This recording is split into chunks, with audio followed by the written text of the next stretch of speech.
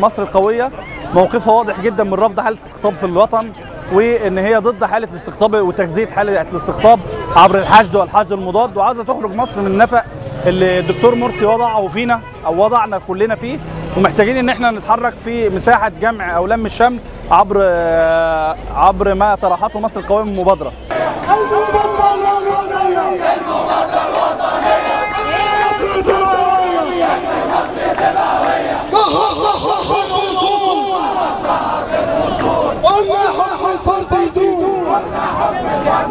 نتمنى أن تجد أذنا مصغية من كل القوى السياسية ومن الرئيس وفريق المستشارين معه إن شاء الله، من أجل حقن الدماء ومن أجل الخروج من هذا المأزق السياسي الكبير الذي نعاني منه جميعا. احنا نازلين النهارده في حزب مصر القوية عشان ندعم المبادرة بتاع الخروج من الأزمة بتاعت الإعلان الدستوري اللي تسبب فيه الدكتور محمد مرسي، واحنا مؤيدين بس لمادتين، هي إقالة النائب العام مع تعديلها.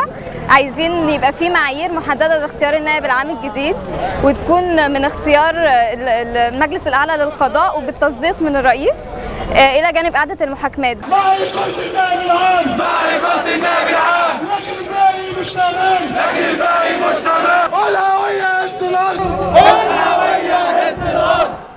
إحنا ضد حكم الفرد، إحنا ضد حكم الفرد. نتمنى من الرئاسة أن تسحب الجزء المشكل المتعلق بتحصين قرارات الرئيس، ونتمنى من القوى السياسية أن تقوم بدورها بتقليل الاحتقان في الشارع إذا فعل الرئيس ذلك، ونتمنى أن لا يتم إجراء أي استفتاء دستوري على الدستور المصري في ظل هذه الأجواء التي لا تناسب طرح دستور الاستفتاء أصلا. احنا من قدام قصر الاتحادية دلوقتي جايين نوصل رسالتنا للرئيس، حل المشكلة، حل الأزمة اللي حضرتك عملتها. بنقدم لحضرتك مبادرة وطنية ممكن تخرجك من الأزمة، اقبل المبادرة وحل المشكلة أو حلها بغيرها، المهم تحل اللي حضرتك عملته، انت اللي عملت الأزمة دي في مصر. تحيا مصر، تحيا مصر، تحيا مصر. يا اللي بتسأل احنا مين؟ احنا شباب 25، احنا شباب 25. أرجو إن ده يبقى الوقت إن إحنا نرفض كمان الدستور اللي بيتعمل لنا سلق بيض. أرجوكم تفهموا هي دي اللعبة الكبيرة.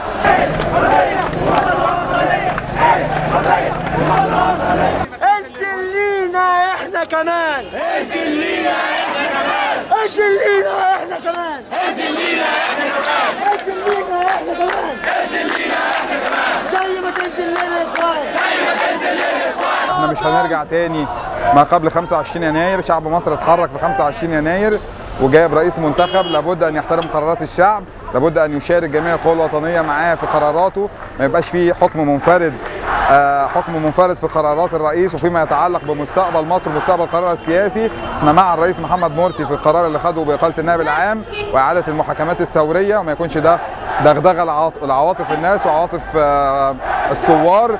جيكا مات الإسلام، جيكا مات الإسلام، جيكا مات الإسلام، جيكا مات الإسلام. كل الدم المصري حرام، كل الدم المصري حرام. وادي نتائج الإعلان، وادي نتائج الإعلان، وادي نتائج الإعلان، وادي نتائج الإعلان. جيكا مات الإسلام، جيكا مات الإسلام.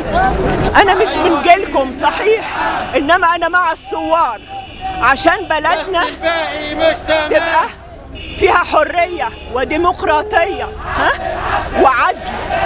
إنما لما الحاكم يبقى ديكتاتور ما يهمنيش هو من الإخوان ولا منين.